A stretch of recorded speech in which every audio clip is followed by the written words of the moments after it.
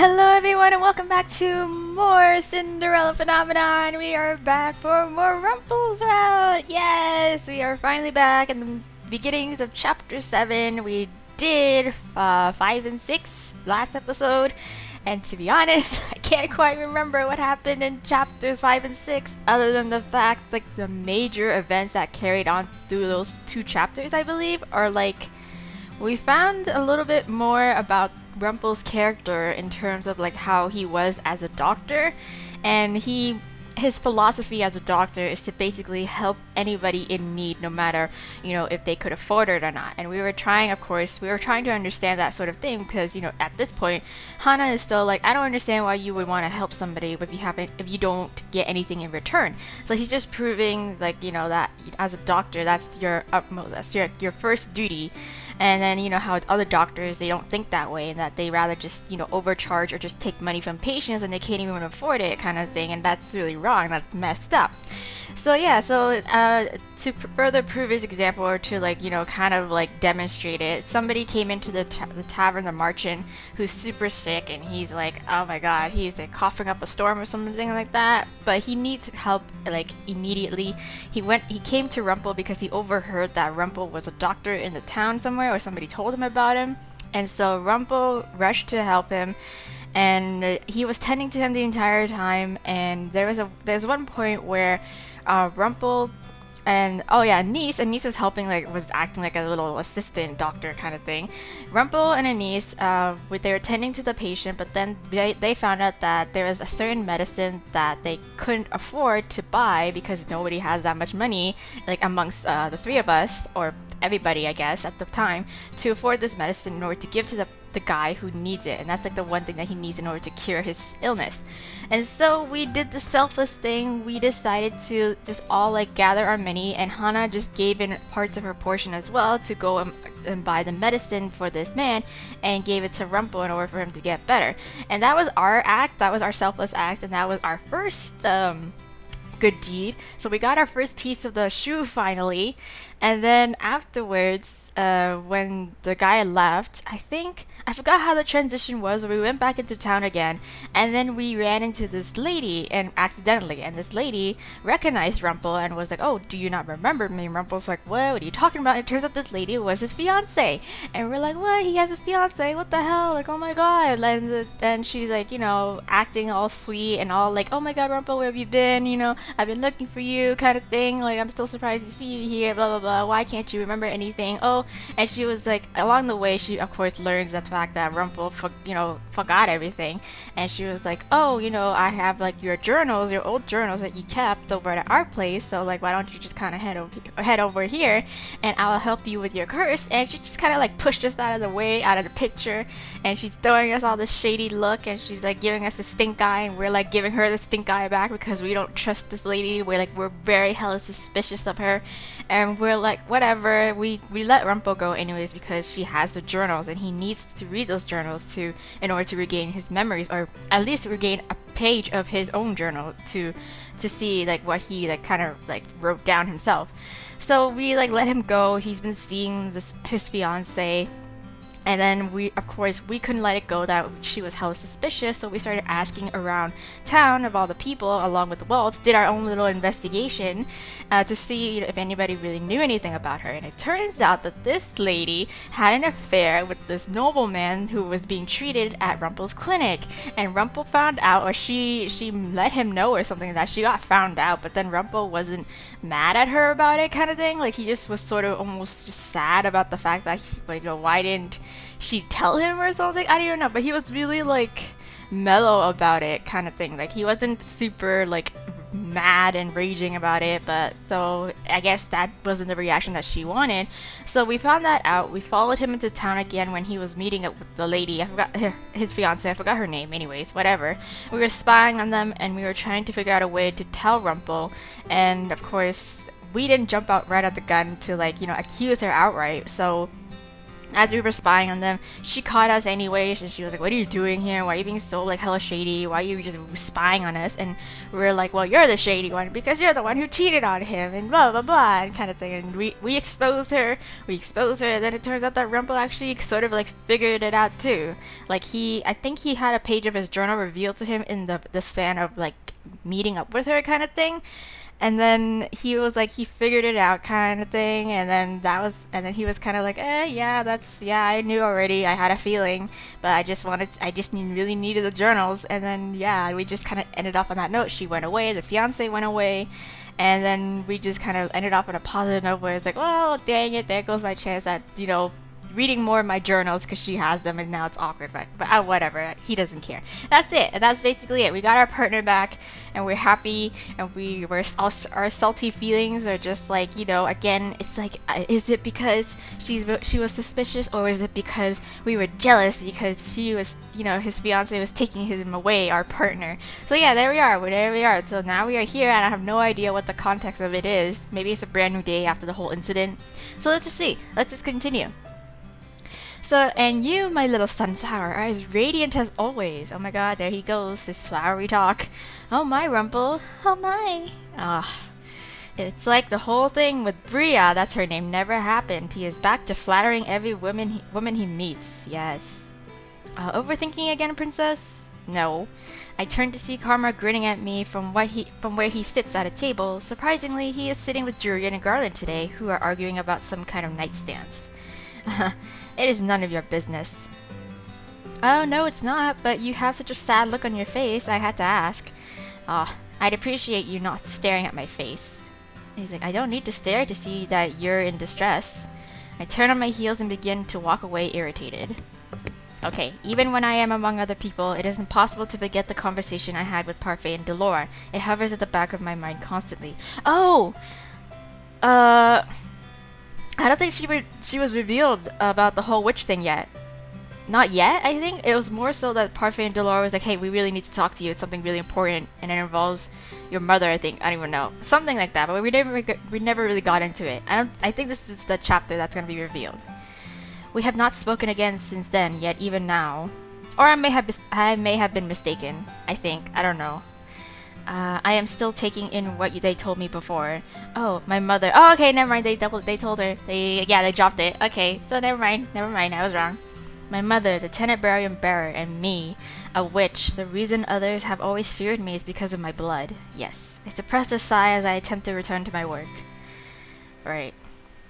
I totally forgot about how they revealed that secret to her finally. I was so caught up in all that drama about the ex-fiance. She cheated on him. He found out. It's like the Desperate Housewives. As the days go by, I notice myself becoming more and more agitated. Half of it is the recent history lesson, and the other half is Rumpel's flirting with other women. Ooh. What is this feeling that's growing inside me? How can he just snap his fingers and get over Bria so quickly? Well, Bria wasn't all that anyways. If he flatters every woman, does that mean he does not really mean the things he says to me? I gather the plates off the counter, put them on a tray, and take them to customers. Today, everything feels mechanical. For the last few days, I have been noticing that I walk more stiffly, and that if I walk too quickly, my vision blurs. Oh no. Have you been eating properly? Probably because of my overthinking. I stumble as I bring a tray to a familiar customer. The man looks up at me and asks if I'm okay, and I murmur that I am before walking off. Oh, is it the guy that I tried to flirt with? But I didn't. The blurriness comes back. What is wrong with me? I look over at Rumpel, who is at the table with two girls because his shift is over. Rather than boil over on the inside, I feel myself getting warmer on the outside. My skin feels clammy. Do you have a fever? Are you running a fever? Oh my gosh. I have to force myself to take a breath as I get the next round of orders. My last order for the day is one of the girls at Rumpel's tables. Okay. I don't want to go over there. I know. I start carrying the tray toward the table, biting down on my lip as the sway comes back into my step. As I draw closer, I notice Rumpel and the girls laughing about something. I grit my teeth and pause in front of them to lay down the tray. Here's your order. This isn't mine. It's my friend's. Either way, whatever. It's the same. You're at the same table anyways. Yes, I was the one who ordered the soup. The two stare at me. Instead of handing the soup off, they wait for me to move the bowl. But before I can reach over and move it, Rumpel slides it over to the other girl himself. For a few moments, there's a fragment of a scowl on his face. How are you doing today, my sweet princess? Awful. I think I'm sick. I'm coming down with something. When I think about speaking, the words catch feebly in my throat. I turn to walk off. Bye. Princess? Still as cold as ice. Oh, fuck off. The title Ice Princess definitely suits her. How can you dote on her, Rumpel? Whatever, bitch. Despite the numbness of my mind, I still feel angry. I turn around so quickly that I make myself stumble. I feel myself teetering on the edge of falling, but something stops me. Is it Rumpel? Warm hands reach out to grab mine before I can fall. Yeah. Nice catch. Through my dizziness, I can see Rumpel standing in front of me. Princess, look at me. He puts a hand under my chin and angles my head so I can see him better. The expression on his face is suddenly serious. He looks at me for a few moments before he places a hand on my forehead. Princess, you have a fever. I knew it! Yay! I was right. How did you even catch that? Maybe I was just overstressing. All my immune system just gave up on me. A really high fever actually. You should go back to your room and rest. I'll drop by with some medication in a few minutes after I say goodbye to these ladies. I am fine. I don't need your help. My voice comes out hoarse. Trying to clear my throat only makes me feel more miserable. Princess, you're not fine. You look like you're about to collapse.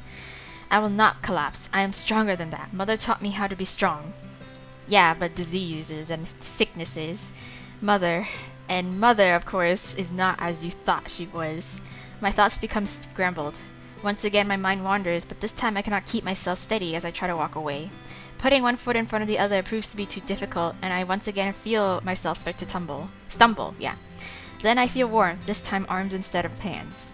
Sweet little princess, what am I going to do with you? Whoa. That's, okay, that's really sudden. Before I can understand what is happening, I am lifted off my feet. I feel an arm supporting my back and another supporting me beneath the crook of my knees. Warmth, such a nice warmth. You really are stubborn, aren't you, Princess Hana? I guess I'll just have to carry you up myself. Struggle, lean against him. Am I really... Do I really have to fight? I feel like I can't fight because I'm just so weak. Do I have to waste energy fighting? Nah, I just lean against him. I'm dying here. My body is so weak anyway, even if I wanted to struggle, I would not be able to. I slowly lean my head against his chest. Aha! Princess, you concede that you need help. No. Still so stubborn. There is an indistinctive murmuring behind him that probably belongs to the girls. Rumpel responds to them in a low voice. Stubborn she may be, but my sweet princess is stronger than any other woman I've ever known. So warm. Oh, really? I should have struggled? I should have put on a face? Really? But not as warm as you are right now, princess. I know. I'm running a fever. Damn it, really? Oh, God, I still gotta fight it even if I'm just I just wanna just lay down. His voice slowly begins to fade out as I close my eyes. For the time being, I stop caring about everything else around me. I forget about Mother, about my talk with Delore and Parfait, about the crystal, the Marchen, and I focus on Rumpel. Is it so selfish I want to be the only person held like this by him, even when he was engaged to someone before? Well, he's not engaged now, so it's not like it matters. Slumber slowly reaches up to claim me, darkness intermingling with warmth. In that last moment, I think I see Rumpel smile at me. Alright. Guess I shouldn't have done that. God damn it. Mother, I have to tell you about the fairy tale that the children read to me today. Hana, what did I tell you about the fairy tales? It's forbidden! But there was a princess just like me. She found her Prince Charming, and fairy tales are not real. But they make really good stories, Mother. They are false stories. Do you really think it would be so easy to live happily ever after? No, but fairy tales make things black and white. Real life is full of grays. Thank you. Black and white? Good and evil. No one is totally evil, and no one is totally good. Even princes are not completely just. So princesses and princesses, wow, say that 5 times fast, can be bad? Yes, Hana, everyone has darkness to them. The prince that throws themselves into danger are not selfless. They seek wealth, fame, or power. You see, fairy tales are lies because no one is so selfless and so full of love. People are two-faced. Wow, thank you for trust no one for destroying my childhood further. Yes, mother. No one will love you like I do. To find pure love like that is impossible. Wow. Okay. I slowly blink my eyes open. For a few moments, the room is blurry, and there is nothing but vivid colors before my eyes. My eyes feel heavy, but my throat scratchy. I stifle a cough as I blink back tears, and then through my tears, I notice a slight motion. Rumpel? Rumpel is slumped in a chair in front of my bed, his head lolled to the side, his eyes closed. He murmurs something in his sleep and then shifts. Okay. What's he doing here? He's looking after you because he cares so much. I notice a notebook on his lap. And what is that journal? I slowly slide my hand out from underneath the covers and reach across the bed. Right as my fingers are about to brush the cover, Rumpel's hand suddenly falls on mine. Oh, whoops. I didn't mean to snoop. Looks like you're feeling better. He pulls his hand away along with the book before carefully setting my hand back down on the covers. At least you look better, but how do you feel? Better. Rumpel looks tired, but his smile is still there. Oh, I won't believe it until I see it. What? You just said I looked better. Yeah, right? You're the doctor here. That's my own analysis, but you, my sweet princess, don't sound very convinced. My throat is a little sore, and I think if I stood up, I would fall over. Yeah. Why do you look so surprised? You would usually never admit to such a thing, would you? You're still most definitely sick. Rumpel leans forward to put a hand on my forehead. His hand is cool on my hot skin. Yeah, I still run a fever. Our eyes lock as he tests my temperature. After a few moments, he finally peels his eyes away from me and sits back in his chair. Your temperature is down, but you definitely need to rest, princess. You should go back to sleep. And what? Will you just sit there and watch me? Like a creep? The words come out curter than I mean them to, but for a few moments, Rumpel looks surprised, then he laughs. Princess, I haven't just been staring at you. I've been writing in my journal too. Oh, so he's writing as well? Huh. You have such a scary look on your face. Not that it isn't enticing, but I think your smiles are much better. I sigh as I close my eyes for a few moments. I fight to put my scrambled thoughts together, but one thought in particular keeps resurfacing. For some reason, I cannot help but remember the snide woman standing by Rumpel's side jeering at me earlier. I open my eyes and look at Rumpel. Those women from earlier. Oh, right, I apologize for the impoliteness. The things they said to you were uncalled for, and I told them that. You flirt with women like that all the time, but why? They are not even good people. Right? Not good people, but... well, I suppose they act differently when you're there. Yeah. Princess Hana, you're blind of their jealousy, aren't you? They are jealous of me? Why? My mind turns over what they could possibly be jealous about as my eyes fall on Rumpel. I remember the way he defended me to the woman. Is it because you're my partner? Yes. It's a lot more than that. What? It's your grace, the noble way you carry yourself. I highly doubt that. They would never think I have those qualities. But where else would their jealousy stem from? They're just jealous that I take your attention away from them. Yeah. Princess, I think even if they were nice people, I do not see how you can flirt with them when you were just recently in love with someone else. Oh, wow, well... normally I would stop talking, but the words continued tumbling out of me, yeah. I do not understand how someone like you, who had a fiancé, could still be flirting with girls. But the thing is that he doesn't have a fiancé anymore, because his fiancé is a piece of shit, cheated on him. How can you love someone if all you do is flirt with other girls? Flattery is one thing, but you cannot just flatter every girl. Yeah. Why are you still smiling at me? Because he's like, you're jealous.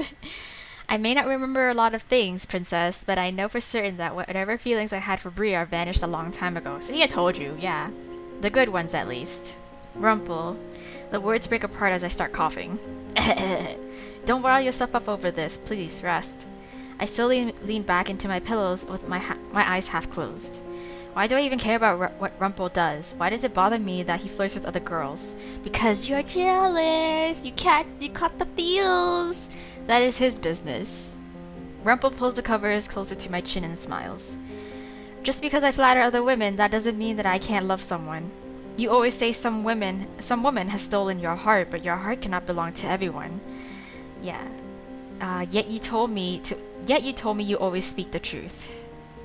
Maybe that in itself is a little white lie. Just some harmless dramatics. But most girls know that I'm being dramatic, princess. They don't take my words so seriously, even if I do mean my compliments. Oh my god, that's just such a confusing sort of way of thinking. That's a lot of mental gymnastics. He stares at me for a few moments, thoughtful. Does it bother you so much that I compliment other girls? No. Well, of course not. Though it would be difficult to hold my tongue, I will do it for you, princess, so don't worry. Why would he do something like that for me? My eyes are suddenly so heavy that I have no choice but to close them as I let out a deep sigh. My head is beginning to hurt again. Behind my closed lids, I can hear a soft shuffle as Rumpel moves in his chair. Right before I fall back into the darkness of sleep, I feel something warm and soft on my forehead. Rumpel? A goodnight kiss. I was gonna say, did you give me a forehead kiss? Yeah, thank you. His words are quiet, and I can only just barely make them out. I cannot think of them because the pull of sleep is much too tempting. Good night. Intermission. Blah. Okay, what now? Did I sleep until next week? It takes a while, but after several days, Rumpel finally allows me to go back to work. I cannot remember much of what happened when he was watching over me, especially that first day. It is all a little bit of a blur now, like it was all just a dream. Oh, princess, back up on your feet? Yes, I am fine now. Oh, what a relief. Last I saw you, you looked quite pale. Thank you. When? I dropped in to check on you in your room, but Rumpel was there. He told me that he had everything under control. Oh, why did you need to check on me? Because she was worried? She was your friend? Because I was worried, of course. Maybe you've been working too hard. No, I am fine. Just tell me what things need to be done. Are you sure you're okay?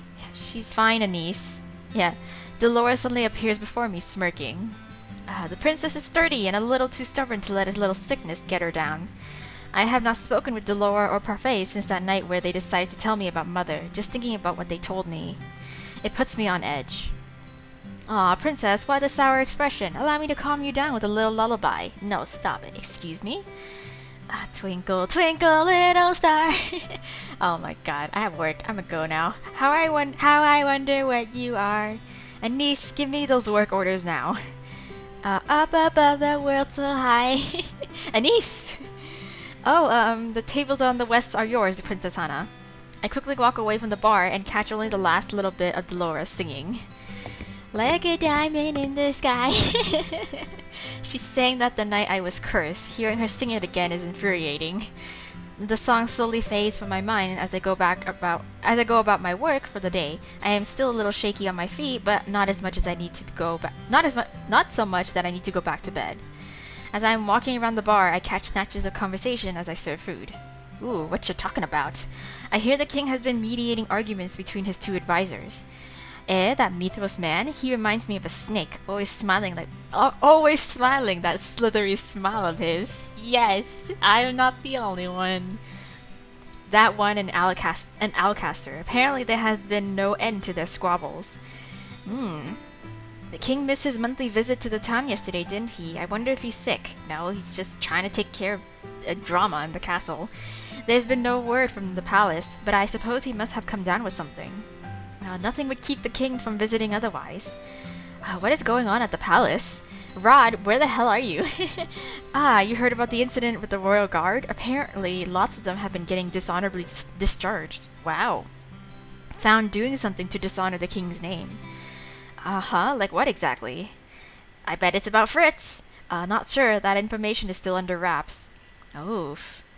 I am walking forward, not watching where I'm going, when I collide with someone in my path. I feel a hand on my shoulder, and then another lifts my chin. Oh my god, Rumpel, please. If it isn't the lovely princess, you're looking a lot peachier today. Because you're not as pale? Because the color's coming back into your skin? Yes.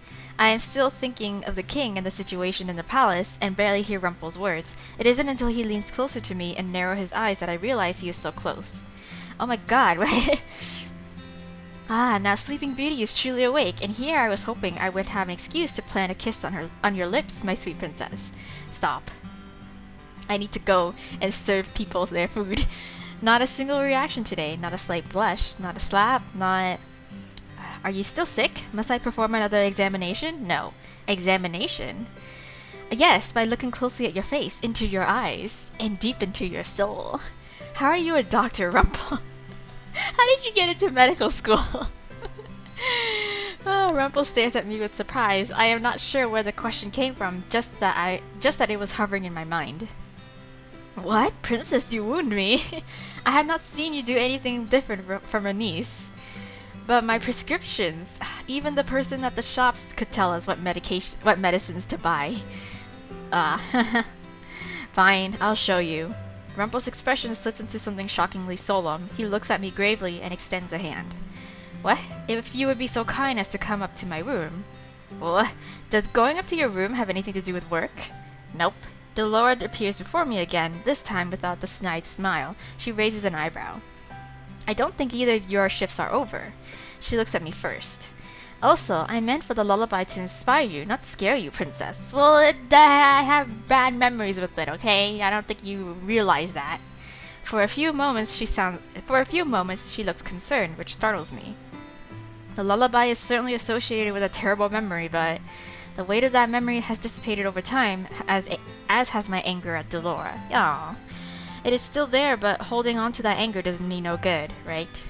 I sigh and shake my head. You have a terrible voice. There's the princess we all know and love. She crosses her arms. Anyway, you don't want me to sing you into action again, do you? Anyways, you don't want me to sing you into action again, do you? No. Come to my room later then, princess. I'll show you proof. Okay? Proof. That I am a capable doctor. What? Rumpel walks off, leaving me with Delora, who looks at me skeptically for a few moments. I don't know what that is about either. Something on your mind, princess? There were so many conversations I heard earlier, so many questions that I have. While I do want to speak to Delora, I may as well ask her about something she might know. I overheard rumors about the palace. Yeah.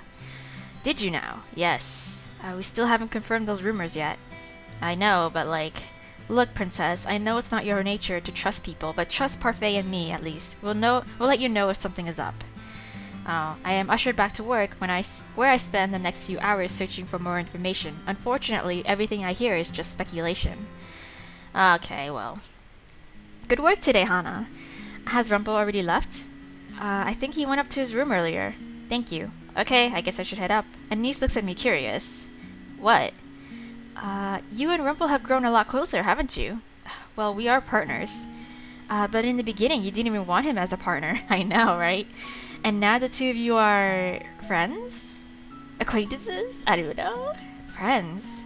If Rumpel considers me a friend, that should make me happy, but for some reason it makes me feel empty inside. Why?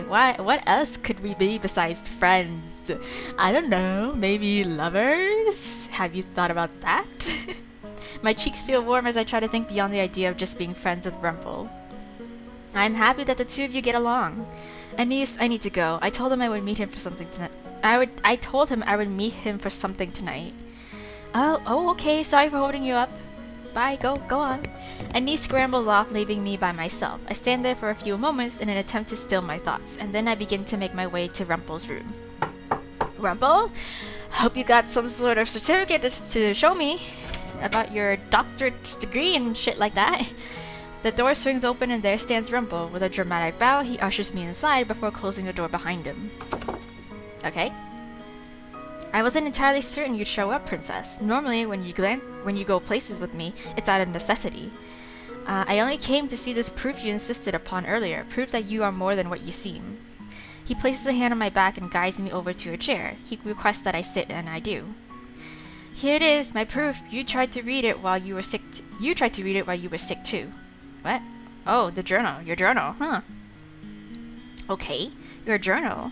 I have seen him write in this before, but I thought it was for his memories, not for doctor things. He barely even works on patients now. Rumpel's persistence stokes my curiosity, and soon I find myself flipping through the pages of the book. This is the journal you had when the merchant found you on the street. You said it was empty then. It was. I have been filling things in from memory ever since I remembered my job. Okay. The book is filled with diagrams of the body, both inside and out. I have no idea what most of the words mean. Okay, what are all the smaller words here? Oh, parts of the pancreas. Not very fun to talk about. There's the papilla, the pancreatic duct. Why is it necessary to use such big words for such simple things? For clarification, sometimes when you diagnose a problem, it isn't as simple as telling a person that their heart is weak. That's true. I continue flipping through it, with Rumpel sometimes explaining things that are on the page, though I do not ask for the descriptions. Scattered throughout the journal are journal entries about his life. When I get to the last entry, I spot my name and begin to read, but before I can even get to the next word after my name, Rumpel has taken the journal from my hands. Oh, those are private things. Secrets. Ah, sorry, my sweet, but a man's words are sometimes all he has. Insult them, and you break him from the inside out. Oh, he thinks I'm going to insult his writing. But what did you think? Aren't you impressed with my sophistication, my breadth of knowledge, my intricacy? I was hoping for an actual certificate, but I guess they don't do that, this time period. You drew some pictures and wrote fancy words by them. Oh, yeah, I'm gonna need like an official stamp. Princess, or a license, I cannot help the little laugh that escapes my lips.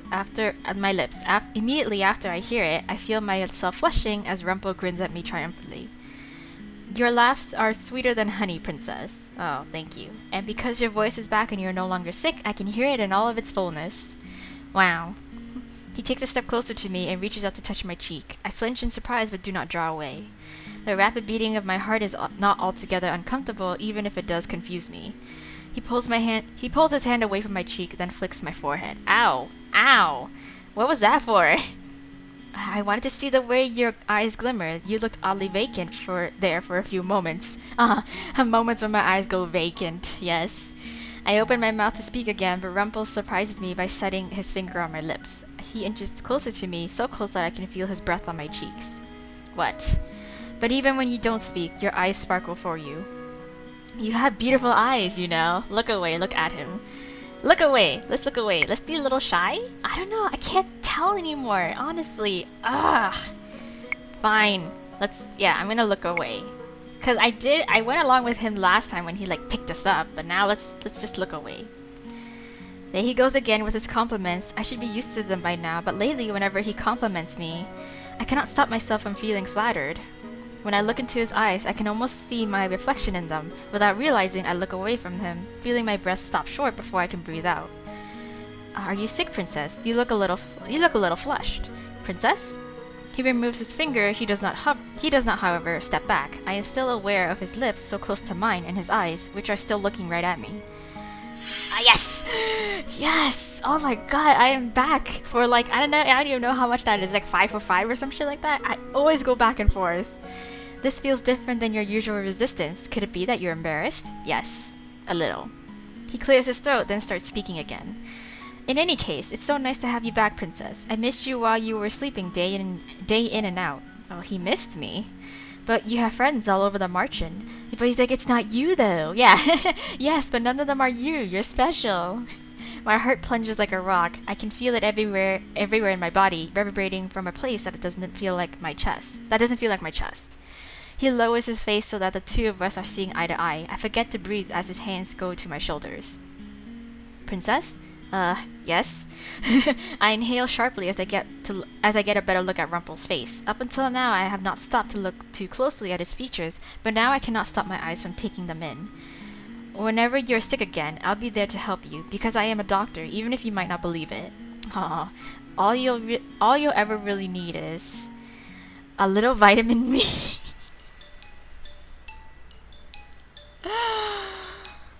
Oh my god. Oh my god. Oh my... I would point to the door and tell you to get out, but this is your room. So I can't. Let me just exit this conversation now. In one precious moment, every single bit of energy that had been between us vanishes. I stare blankly at Rumpel as he smiles at me. I'm gonna leave. No? No. No. I thought that one was actually good too. Okay, you know what? I'm gonna give you brownie points for that. Rumpel pulls his hands away, defeated. That was, you know what? You know what? That's okay. You know what? You know what? It's a little better in terms of what you've thrown at me so far. It's like the best one you've thrown at me so far. I suddenly feel strangely upset. What was I expecting from him? What else could he have said? Suddenly, I am eager to look away from him. I look anywhere but at him, and eventually my eyes fall on a piece of paper. I recognize the name printed on the top, along with Rumpel's signature in the response lying next to it. Rumpel moves to stand in front of the desk once more. What shady... Ah, that's... You are still writing to Bria. Ah, I sent her a letter asking for my old journals. I'm convinced that's where the last of my memories are, but... She refuses to give them to me. Well, what a bitch. I glance at Bria's letters. I glance at Bria's letter, my eyes scouring the words. I make a mental note of the address on the envelope. Oh, are we gonna go confront her? We're gonna go ransack her place? But don't worry, princess. I'll figure it out. But for now, he reaches for me, but I duck out of the way of his hand. I have to do this now, while the address is still fresh in my head. We going now? Oh my god. Oh, well, that's any good of a time to go anyways, yeah, so... He wouldn't suspect a thing. I just remember there's something I need to do. But princess, I will see you tomorrow. I pause at the doorway to glance at Rumpel. See you tomorrow, princess. Sweet dreams. Good night, Rumpel. Okay, off we go. To fight somebody. Oh, what? We're back. Done. I seal the envelope over the letter I had been writing since I woke up. Whoa, what? That was pretty... How did she do it? How did she do it? Okay. Yeah, I sealed the envelope over the letter I had been writing since I woke up. And now to have it delivered. Oh no, I was I thought she was gonna go over to the place and be like, hey, give me the journals, or else, like, you know, this is a hold up. She holds like a fucking gun to her and threatens her, but no, she herself is gonna write a letter to Bria and was like, hey man, what you're doing is not cool. Alright. After I had the letter sent off with a messenger, I returned to my work for the day. It starts off with Mr. Broom, then with the serving. I look for Rumpel, knowing that it is now his time off, and I am surprised when I see him sitting not with other women, but with Karma. The two of them are laughing together? What? They're friends? I guess that advice isn't too terrible. I give the best advice, darling. I'm a man of the heart. Perhaps not as much as I am, but I can give you credit when it's due. What are you two talking about? How to woo women? Princess! Well, hello there, princess. Karma's mischievous smile confuses me. Even Rumpel looks surprisingly shaken. You did not answer my question. We are talking about matters related to the heart. Of course you are. I took it upon myself to impart valuable advice to Rumpel. Oh, valuable advice? You are giving Rumpel advice, even though you two are always at each other's throats, right? Ha! Even the bittersweet enemies can become beloved friends. All it takes is a shared interest. I have no idea what you're talking about. Is it about us? Did he ask advice from Karma on how to, like, flirt with us specifically? But before I can say anything else, I am swept up by Delora, who calls me back to work. Alright. The day goes on, and sooner does almost my break. I go to the front to see if the messenger has returned yet. Oh, princess, there's a letter for you. Wow, she writes fast. I did not expect a response. Yeah, same. And a fast one at that. I open it up and stare down at the letter for a long time. Writing love letters to a secret lover, princess? No. Rumpel appears behind me, his smile unusually small. He looks almost hesitant to be standing there. It is not important. I stuff the letter into my pocket and continue working. For the rest of the day, I ignore Rumpel. I do not want him asking about this letter, just in case things do not go according to plan. He is obviously disheartened by my ignoring him, and his sadness only persists in making me feel guilty. Aww. This is not something he can know about, otherwise he will try to stop me. Yeah, that's true. With the whole, we're like talking to Bria, we're like low-key threatening her to like give him the journals. Almost everyone has gone to their rooms, including a very saddened Rumpel. The only people remaining are Niece and myself. Aww, I thought Rumpel likes us ignoring him. Guess not this time. Earlier, Waltz came in insisting that he speak to Delora and Parfait, and so the three of them are all off talking in the other room. Curiosity gets the better of me, and I soon find myself sweeping closer to the door. I edge it open quietly with my foot so that I can see what is happening inside. What you talking about? I don't think he was still alive. Oh. I didn't think he was still alive. Oh, this is very troubling. He must have used glamour. Oh, they're talking about Mithros? But the fact that I didn't realize it was him, that I... is that the princess I spot peeping through the door? Oh, hello. Wow. I try to hide, but all the eyes in the room catch me before I can do so. Hello. Do you eavesdrop on people often, Hana? No. I had no real reason to eavesdrop on them besides my own curiosity. It's no harm done, Delora. Hana, are you almost done with your chores? Ever since that conversation with Parfait and Delora, I have noticed that the words Parfait and I speak to each other are strained. Oh. Delora, however, is unchanged. Of course, she's not. She's unbothered queen. I expect sarcasm from her now, but she does not deliver. She simply stands still and looks at me somberly. I am. And what are you talking about? Hiding more things from me? Oh, don't make her feel guilty. We're talking about the rumors that have been going around about the palace. What have you heard? I have a right to know what is happening at the palace. Yeah, I mean, I used to live there. I am the princess. We would tell you if we knew for certain, princess. Walt sighs as he runs a hand through his hair. I know the timing doesn't seem right, but I really should show myself out. I have a show early morning tomorrow. He glances around at all of us. Yeah. I'm going to excuse myself for the night. Good night, everyone. Wow. As he passes by me, he smiles. And to you too, princess. Wow, once again, everyone is being secretive.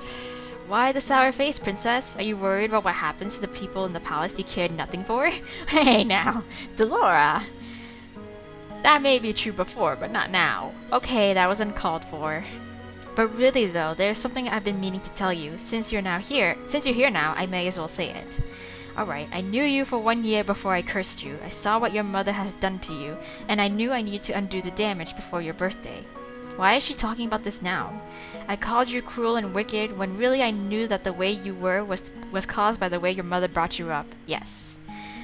And when we talked about Hildar the other day, I was unfair in what I said to you. We all have to face reality, but...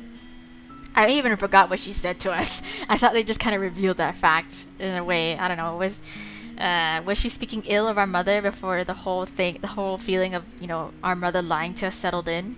Delora pauses, looking surprisingly solemn. She sighs and continues.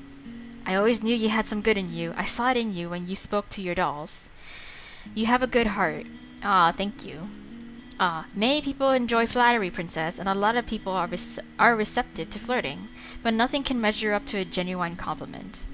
Yes, Delora just complimented me. Thank you. I'm a thanker.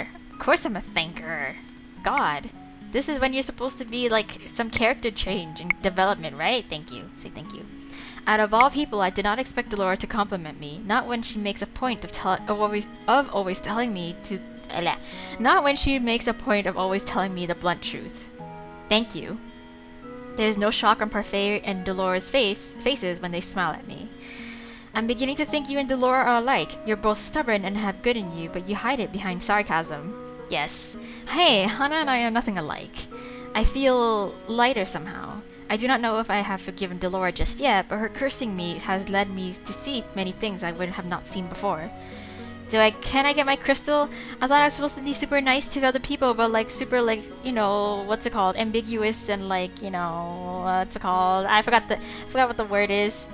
Yeah, I thought I was supposed to be ambiguous and kind of up in the air with Rumpel. I owe her nothing, but I am still happy, even if the truth hurts. Oh, what? Oh, what's this? My lovely little princess is here with you two. Yes, is in here with you two. Rumpel, you're early tonight. What? Why is he here?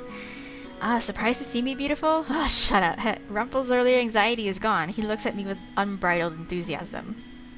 I heard the princesses thank you from a distance. The words are always the most beautiful when leaving her mouth. Oh my god. So you are also eavesdropping. You two are very alike. Not at all. Rumpel leans toward me and smiles. Yes! See, I told you. Aloof, that was the word. Aloof. I was supposed to be aloof with Rumpel, but nice and upright nice to other people. My dream is to one day hear those words from you two, because you say them as gentle as the wind. My god. If you're here to talk to Parfait about medicine, then I am out. Yeah. Tana, you should leave too. Alright, well then, sleep well, beautiful maidens. Okay, bye. Alright, what about the letter though? I wanna read what she says. I quickly finished my chores and returned to my room, where I lay on my bed contemplating tomorrow. I cannot believe Bria wrote back to me. Yes. But what did she say? Tomorrow I will meet with her, and hopefully she will agree to give me his journals. I hope this works. For Rumpel's sake. Oh, okay. And I guess that's the next chapter. Yes, chapter 8. What the Chevalier? What's the Chevalier? What does that mean? Today I am outside by myself. I think if Parfait or Delora knew, they would do worse than scold me.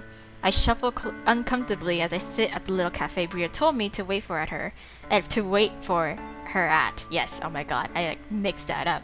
A part of me is already convinced that she will not come. When I wrote her that letter asking for Rumpel's journals and she responded so easily, I was a little suspicious, but this is really the only chance I have. Yeah, oh, she showed up. What do you know? The only chance you'll have at what? Nothing. Bria appears in front of me, not looking altogether pleased, but still not smiling. Nothing. I do not like her, but I will have to play nice if I want to get Rumpel's journals back. Yeah. Thank you for meeting me out here. Yeah. Bria takes a seat in front of me, her expression still flat. You asked me in your letter why I was refusing to speak to Rumpel, and then you told me you wanted to meet with me to find out why. You want the journals too, don't you? Yes. Yeah, but I don't understand what's the point of keeping them? Like, is there petty ways of getting back at him? Oh my god.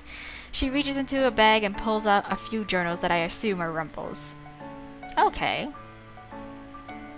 Okay, yeah, so can you, give them to me? So she does have them. I know in your eyes I must seem the villain, but I'm not the only one at fault in this relationship. Oh? Do tell. Let me just pour this tea here real quick. Years ago when I met Rumpel, he was as he is now. Flirtatious, charming, over the top, and yet his compliments still made my heart sore. His compliments may be shallow, but Rumpel is far from it. I pined after him for years. He was learning medicine, and I was studying to take over my mother's sewing shop. Okay. Still doesn't explain your ugly sweater, though. Sorry. I'll play nice. I'll be nice. In the first years that I knew him, Rumpel always complimented my work. Even though it was nothing special, he insisted we do trade-offs. When we started dating, he would offer me flowers and trinkets, and in exchange, I would sew him some article of clothing. I can see he is still wearing the scarf that I made him. Oh, wow. That scarf was from Bria. We fell in love. Rumpel became a changed man, more serious. He became a doctor and I opened up a shop. We were supposed to have a fairy tale ending, but... Her expression falls again as she looks absently down at the table.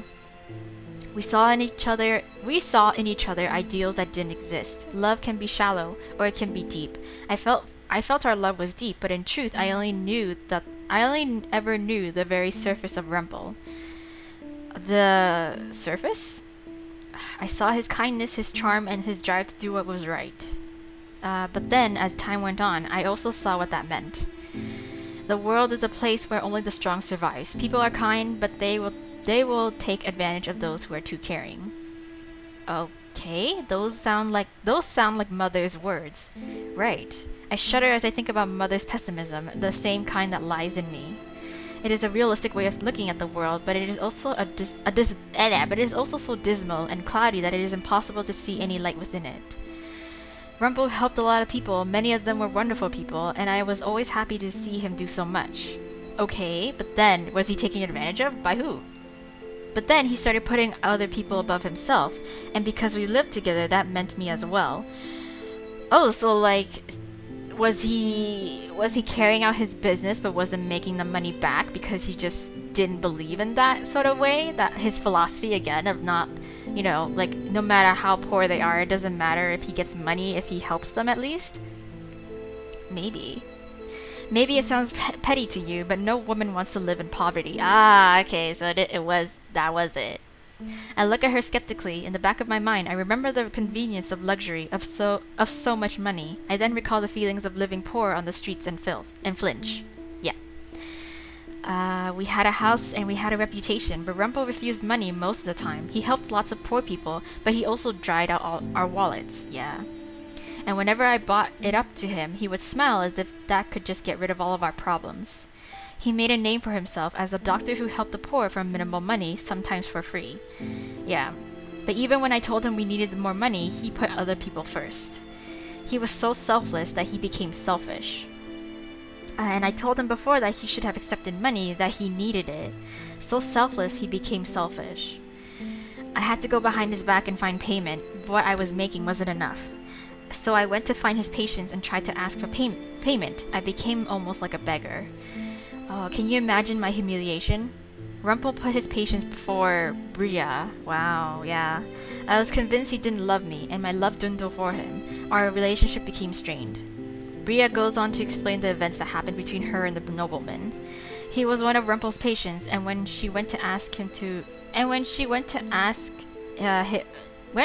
to ask for the money he had originally offered, the two of them became intimate. Oh, wow, okay.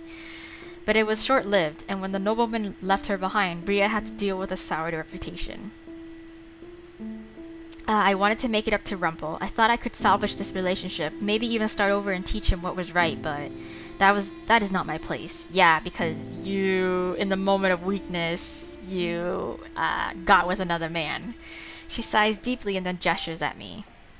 I share blame in all of this too, but so does Rumpel. That's why I've decided to let this all go. Whatever he does now, you'll have to deal with, because you're his partner, right? Bria hands me the bag of journals. Okay, oh. Don't look so surprised. You came here for these, not to listen to me. I thought on it last night, and I have no reason to keep them around when they'll just continue making me bitter. Right? Exactly. I'm surprised you kept them for this long. I'll have to rely on myself for a while, but that's fine. Sometimes it's easier to keep to yourself than to trust others. Wow. She moves to stand up, but I surprise myself by reaching out to grab her hand. You're becoming like me! The old me, actually. Bria. I don't need your pity. I thought the same thing. What? I still think the same thing. It is so much easier to close the world off. If it is so much easier to trust no one but yourself, but... Yeah, it is so much easier to trust no one but yourself, but... It should also be a balance. That is what Rumpel has taught me. And I want to teach him how to have balance too. Right? You're falling for his kindness the same way I did. You fell in love with him, even though you told yourself he was shallow and unrealistic. Hey now, don't expose me! My heart thumps once loudly in my chest. Love. Yes, I can read it right off your face. I know how it feels too, but... don't get wrapped up in an ideal, little girl. That is my warning. If you can actually help him, then you're meant to be together. Well, we're gonna have to see what ending I get. But otherwise, trusting Rumpel might only break your heart. I am not a little girl. I know how to be realistic. My words trail off as I look at her helplessly. Bria surprises me by speaking up quietly. Thank you for listening to me. She pulls her hand away and slowly smiles at me. It is the first honest smile I have seen on her face. I feel something warm at my chest, and then a bright light emanates from my necklace. Yay, my second piece! Our second piece! And she disappeared. A good deed for listening to Bria, or... I glanced down at the bag of journals, then down at my necklace. I don't know, maybe a little both. A little bit of both. Okay, I touch the pendant. The new piece brings a brief smile to my lips. I have 2 good deeds now. Yeah, and only one more and I can break my curse. Yes, magic. Is this another fairy tale curse? Yes. Yes. Your name was Hana, wasn't it? Rumpel talked about you fondly. I hope that the both of you break your curses. Good luck. Alright. Bria walks away, leaving me by myself in the town square. My mind swirls with everything that she just told me. I still cannot bring myself to like Bria, but I feel more closure now, right? Yeah. But now something new plagues my mind. How could I fall in love with someone like Rumpel? But you did. You already have. The more I say it, the more it becomes a certainty. But rather than fill me with joy, it only makes me more confused. I cannot think about this now. I turn on my heels to head back and bump promptly into a man. Whoa. You! What the hell are you doing here? Varg! Oh, sorry, madam. He smiles at me, then keeps walking. I stare after him, feeling slightly uncomfortable. With the mask and cloak, the man reminded me of a performer. Oh yeah, that's at this point we haven't met him, really. I make my way back to the march-in with the bag of journals, still struggling to keep my mind from wandering. Every time I think about Rumpel being so close to me, or his kindness toward me, I feel jittery inside. Despite everything that Bria said, I cannot stop these feelings. Can't stop, won't stop. These feelings are annoying. I know. Goddamn feelings.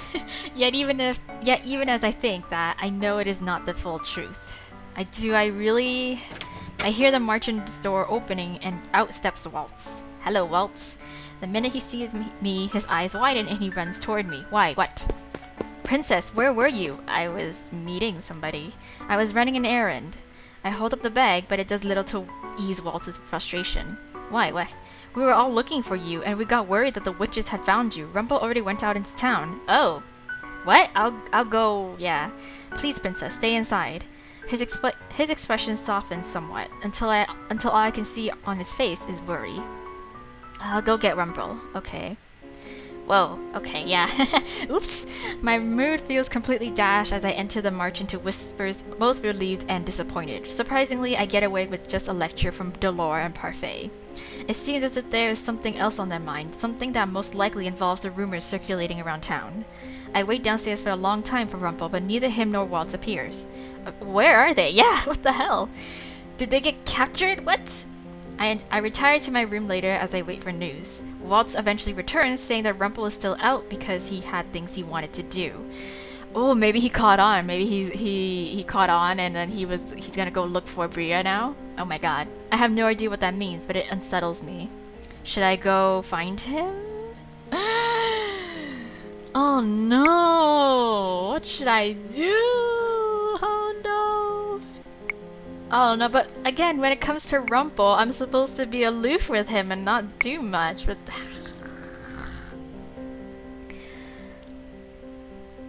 I'm gonna stay in the room.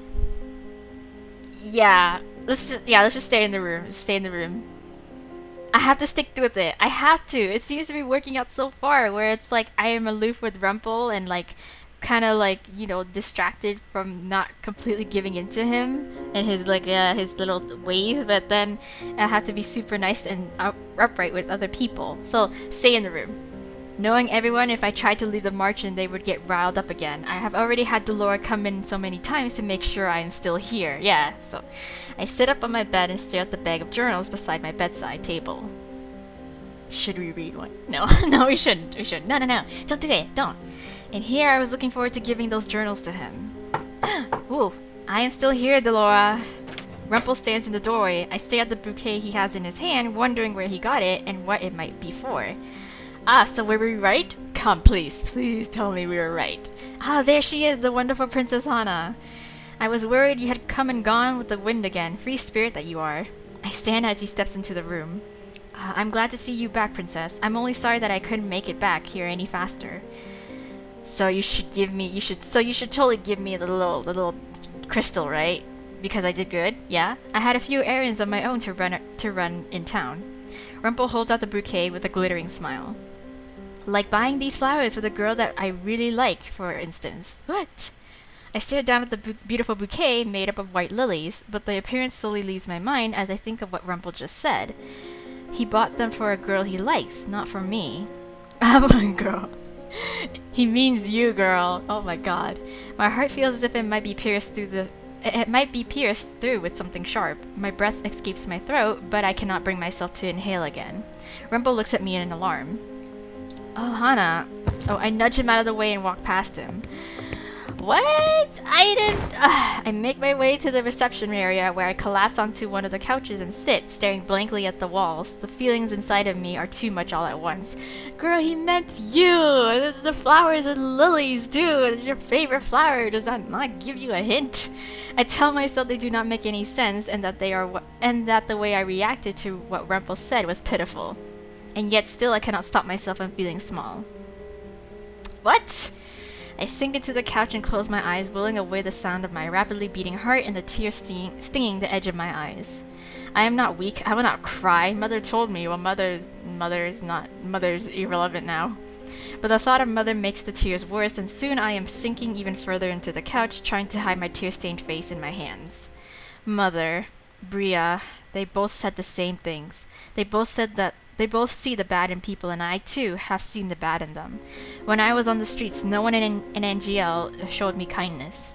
People will never show you kindness unless there is something in it for them. They will never... I feel sudden warmth as arms wrap around me. I recognize this sensation, the warmth, the comfort. It is all so comforting, so soothing. I must be the worst person in the world. To make such a beautiful lady cry is a sin that I must atone for. Well, I'm crying for the wrong reasons. My body stiffens, but I do not pull away. I listen to the sound of his heartbeat against my ear, and slowly but surely my crying dies away. My eyes are sore by the time I finally manage to still the tears. I feel drowsiness descend upon me like a blanket, but I will not fall asleep. Slowly I pry myself from the arms holding me. Hello, the bouquet? Hello, my love. I messed up again, didn't I? I do not see the bouquet in his hands, but a journal, one of the journals I brought back for him from Bria. You're capable of a lot more good than I am, princess. Just look at this. He reaches out and touches my necklace. I glance down at it. Yeah, I did it. For you. Wait, then was the bouquet not for me? Hello? What?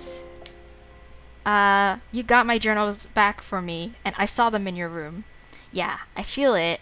I feel it, that this one, the most recently dated one, is the one that I need to unlock my final memory. Damn, I didn't do good by staying in my room? Really? Are you kidding me? Oh my god. I grasped the second incomplete glass slipper around my neck and breathed out softly. Then this really is from retrieving Rumpel's journals for him. I got a good deed for finally doing something good for Rumpel. Would you allow me to read it to you? Read it with you. He reaches out and gently brushes a tear from my face. You did all this for me and you barely know anything about me. That makes both of us. If you wouldn't mind, I want to read out this entry for you. Okay? I nod even though I should be shaking my head. Even though I should still be hurting, I cannot stay mad at Rumpel. On this night, I am a poor man. Everything that is precious to me has been stolen away by the witch. Oh, what? Oh, is he talking about... Oh yeah, his recent one, so that means he's been cursed already. Rumpel's voice catches in his throat as he stares at the words. I look over his shoulder at the journal. Witch, was he already cursed when he wrote this? Yeah. But I have no one to blame but myself. Bria told me before that I would suffer from my selflessness, and so now I find myself here. And now, because of that same selflessness, Bria is sick, and I cannot save her. Okay, there is only one thing left to do. I have wronged Bria in so many ways, and now I will give everything it takes to save her. No matter what price the witch asks, I will pay it. I only hope that Bria can forgive me before she leaves. I will write again when the witch has left. I swear that after today, I will change for good. I will not ask the witch to perform any more miracles. Rumpel's finger goes to the page, where he softly touches a single word. His eyes have the glazed look in them and that they have before, and I can tell his memories are snapping back together. For tonight, good night, and may tomorrow be a better morning. I read the last word, a name and a signature. Rumpel reads it aloud slowly. That was Chevalier Dumont. Oh, is that your name? Oh, that was the title. It looked like a B. I can't read that font, okay? Chevalier Dumont. Not Chevalier. Chevalier Dumont. Dumont? Oh my god. Your name is Chevalier. He looks up at me, his eyes forlorn, and then with sadness he speaks. That's right. Oh, wow. It is so strange. It is just a different name, and yet it seems to change him completely. I remember everything now. I was given the Rumpelstiltskin curse because I sacrificed too much. First it was the boy, and the one we saw in the market. Oh, so he's like the reverse Rumpelstiltskin. Like, he is not Rumpelstiltskin himself, where he takes and returns the favor. It's more like he's the girl that was locked in the tower, and the king is making her do all these like impossible tasks and shit. I struck a deal with a woman to save him. A witch, yes. He mentioned striking a deal with a woman, but a witch? I knew it was a witch, yeah. I had a feeling. I don't have the ability to heal, none of us do, except for one particular witch who calls herself the Witch Doctor. Witch Doctor? Yes. Is something wrong? That name just sounds familiar. Yes, it's her. The Witch Doctor. It's no wonder I recognize the name, but yes, it was her. She promised she could heal the boy, but for a price. I had to give her a family heirloom, my family's stethoscope. Yes. There we go. That was like the necklace. The first item was spinning straw from gold. Yeah, straw to gold. Yeah. Next was the nobleman. I could not help him, and so he lay in his bed dying. The witch visited again, and I gave her what she asked for. What did you give her? My engagement ring. Wow. Oh yeah, she did give her the ring too. Yes, but in the actual story though, it wasn't a significant ring. It was just a really like pretty like again a family heirloom ring. Bria found out. She told me that she'd never forgive me, and then she chased the nobleman to ask for the money we desperately needed, and yep, well, you know the rest. Yeah, dang. He gave away things that were precious to him, all to help those people. Then Bria got sick. I made one last deal with the witch because I was desperate to save her life. But it wasn't until after she healed Bria that she told me what she wanted. She wanted your memories. I don't remember what happened exactly. I think I panicked because I suddenly lost my memories. I ran out into the alleys, bumped my head on something, fell unconscious. And then I woke up here in the tavern, and I had no idea who I was or how I had gotten cursed. Well, it's not like... At least she didn't ask for his firstborn child, you know? Rumpel, Chevalier's expression grows more somber. I deserved to be cursed after everything I had done. I was so selfish. An idealist maybe, but I hurt Bria because I refused to see reality. He was just too nice for his own good. I still deserve to be cursed, actually. But why? Because I am still selfish. Even having remembered everything that made me a bad person, I still desired something. Someone I shouldn't have. Me! My heart plummets again as he looks at me. I still want, so badly, to forget a future with someone I don't deserve, because what am I other than a poor doctor? I am no knight in shining armor, I'm no prince. He puts a hand on my cheek and leans closer to me. The distance between us closes in mere seconds. But still, I keep on dreaming, because you love me, I know. His fingers gently caress my cheek, and suddenly I know. I know what he's going to say before he even says it. You love me? Let's ask him. Let's not jump the gun. Let's just be like, but you love me? You love me?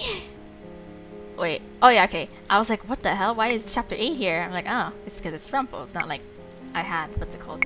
Thing. You love me? I do. I love you. But Chevalier smiles at me as he puts his other hand on my back and pulls me closer. The smile is so genuine and so gentle, the same smile I have grown to love. Oh wow, we kiss! Oh my god, we kiss!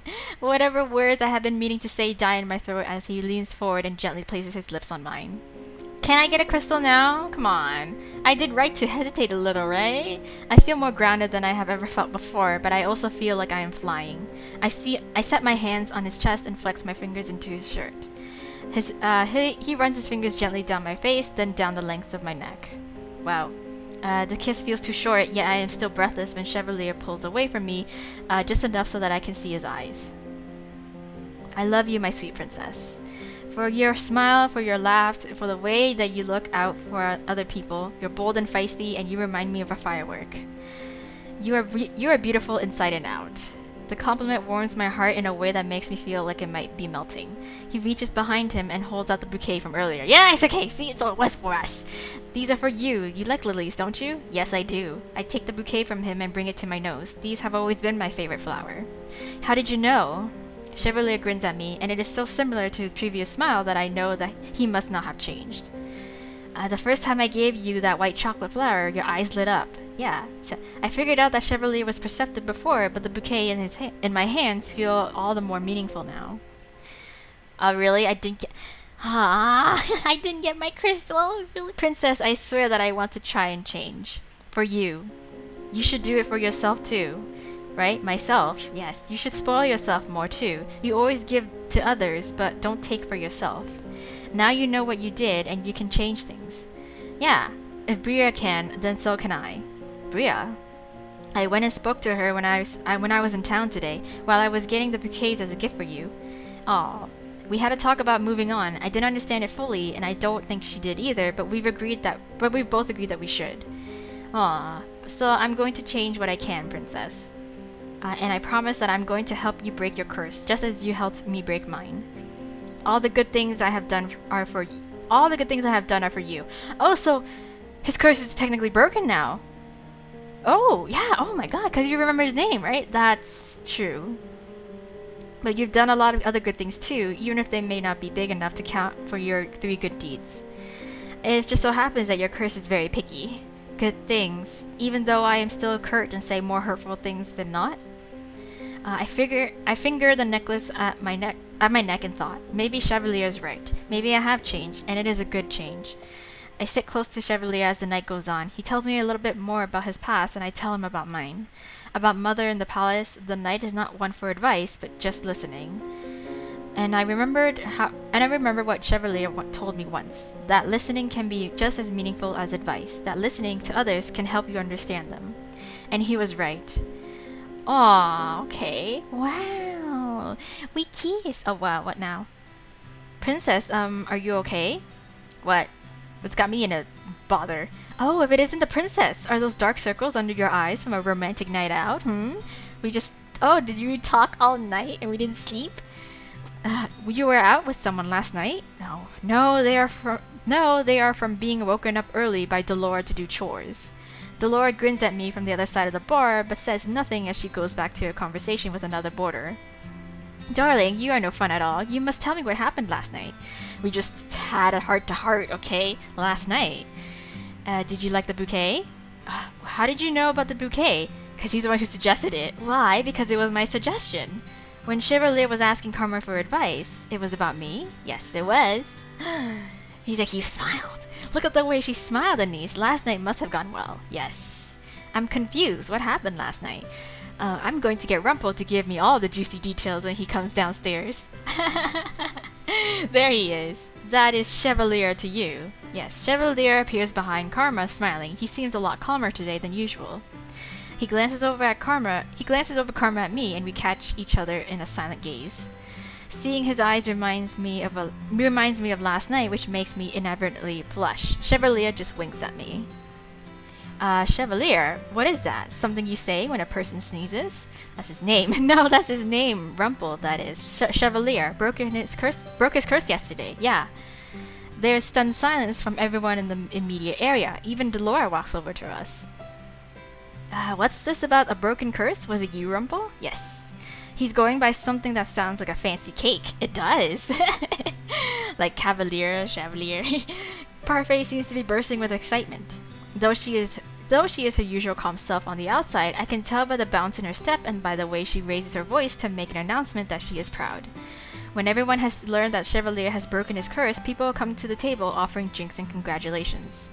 Chevalier gets lost in a crowd, mostly of women, but much to my surprise, Chevalier does not flirt back with any of them. Aww. But then, in between our celebration for Chevalier, the front door to the margin opens and Waltz rushes inside. Bad news at the palace, I'm pretty sure. Where are Delora and Lady Parfait? I need to speak to them immediately. Waltz, you're just in time. We're all... nope.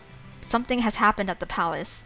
The room goes quiet at Waltz's proclamation. A few people shift uneasily in their chairs. Some try to go back to conversation. Most people do not care what happens in the palace, but they can tell by the tone of Waltz's voice that it is bad. What happened at the palace? An uprising. Yes, we all know that. It always ends with an uprising. What? A coup staged by witches. Witches have taken over the palace. Witches? Really? So Mythos is the one who won out this time? What? The information is so sudden it makes me dizzy. I reach out to grab the table and my hands land on the wood before I can slip. Witches have taken over the palace. An army of them? No, only a few. Okay. Jurian strides across the room, followed quickly by Garland. What's this about witches taking over? We have some of the best knights at the palace. There is no way witches could break in under the palace's guard. Unless they had someone inside helping them. It's Mythos. Yes. Alcaster. Nope. No. Myth. Yes. Who are you talking about? Mythos. You know him as Mythos. He uses a different name now. Sir Mythos, the king's advisor? Oh, he's a witch? Yes, he is. Bum bum bum. There's no way Mythos is a witch. We would have known. No. Well, he used the glamour spell. Yeah, glamour. He used the glamour. Everything Waltz says suddenly gets swallowed up in questions. Jurian and Garland ask question after question while others start surrounding Waltz to ask him what happened to the king and his children. I try to step closer to listen, but I cannot hear over the frantic voices in the room. Sir Mythos, I never trusted him, but I never thought he would be a witch. Right. The room only quiets down when Delora and Parfait comes to punctuate the conversation with their own demands for everyone to give Waltz space. And we learn that Waltz is a witch himself. The marching boarders are all taken into the reception room, where Waltz stands at attention, waiting to answer questions. He explains that he was looking into a rumor about Sir Mythos from only a few days ago when he found out about the witches' uprising. It was a surprise attack orchestrated by Mythos, who let the witches in through the secret entrance to the palace. Oh. Alcaster was killed during the uprising. Many knights were injured and are currently being tended to in clinics and hospitals around the town. Wow. What a turn in events, man! This is great, actually! After his explanation, I feel even worse than I did in the main room. I stare at Waltz at a loss. What of Fritz? Yeah, what of Fritz? Fritz? Sir Alcaster's son. Fitzgerald. He was my personal knight. If Sir Alcaster was killed during the uprising, where did that put Fritz? Was he working with Sir Alcaster or with Sir Mythos? Did he escape? I'm sorry, Princess. I haven't heard anything about a knight named Fitzgerald. Was he killed? No, I think he was sent off somewhere. That's the last time we heard of him. The thought makes my heart plummet. No, Fritz could not possibly be dead. I have to believe that he's still alive. I feel Chevalier's hand on my shoulder briefly before it slides off. Are any of the king's knights remaining in the palace? If they are, then they've either been forced to turn against the king or they've been killed. Wow. Is Mythos sitting on the throne? No, he usurped the king, but he hasn't taken his throne. Okay, then what? Waltz turns to me and his expression softens. Princess, feel free to ask me whatever you want. I'm sorry I didn't answer all of your questions earlier. I have so many questions, but I suppose I will ask them one at a time.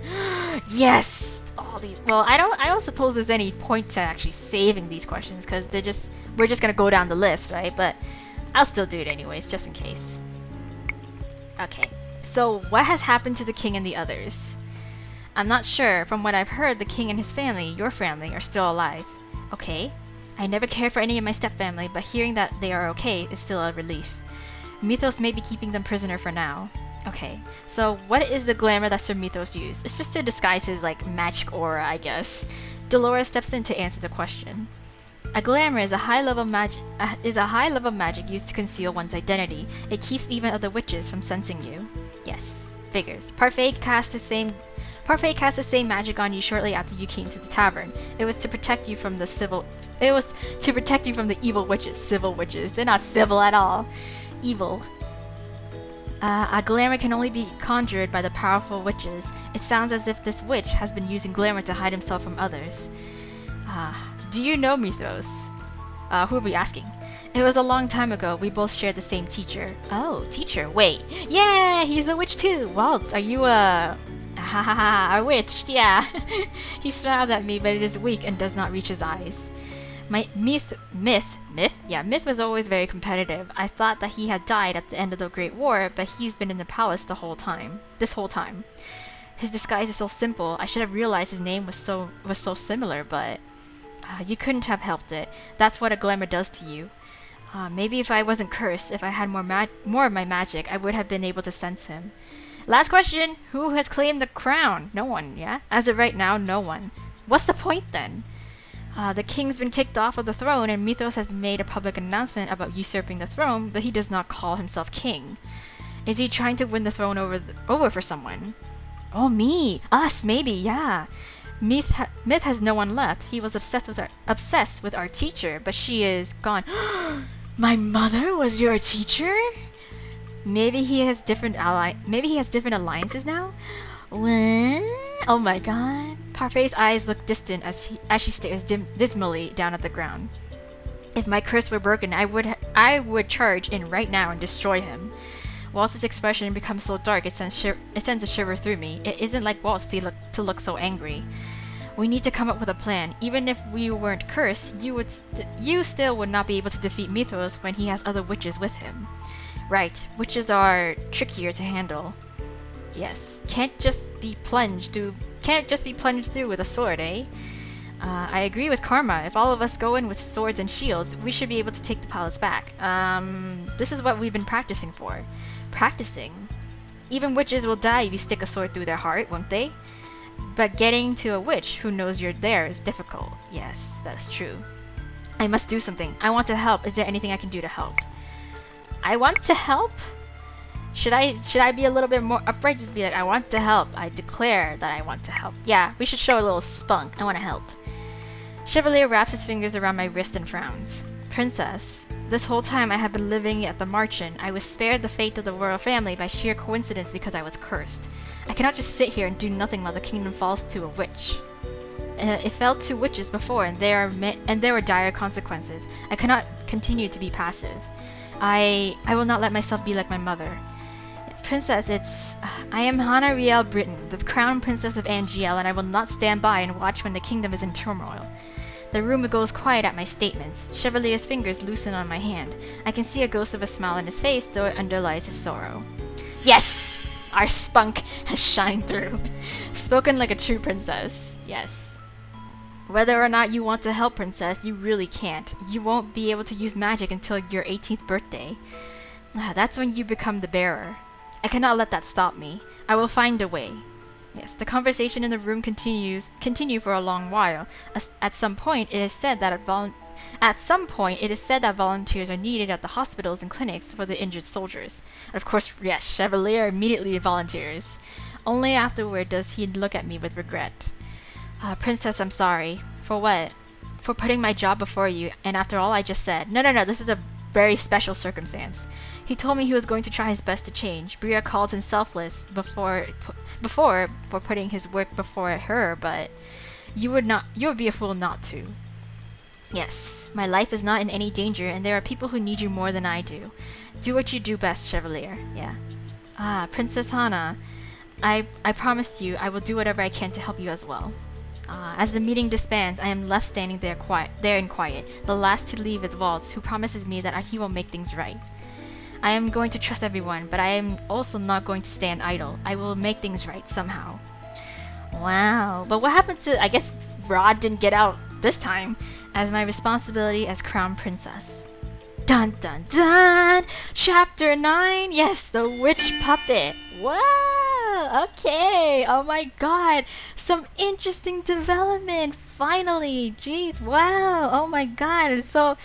there we go. So Rumpel Chevalier now breaks his curse actually before us, which is funny enough because we're just so used to like having other past guys' curses be kind of broken around the same time ours is broken, but this time around his is broken way earlier, and we're still cursed. And also the whole COUPS thing, it's like it switches up. I like it because we knew that. Well, at least I knew in terms of like the flow of the story and the formula so far, quote quote formula, is that yes, we get the whole reveal of Tenebrae and Bria that our mother is like a lying, witch, and we're a witch and stuff and so on. Like we get that, like we'll always get that no matter what in any of the guys' story. But in terms of this, the whole COUPS thing, we got it like they switched it up in terms of like instead of having Alcaster doing the whole uprising, it's now Mythos who wins out on this. On this uprising this time.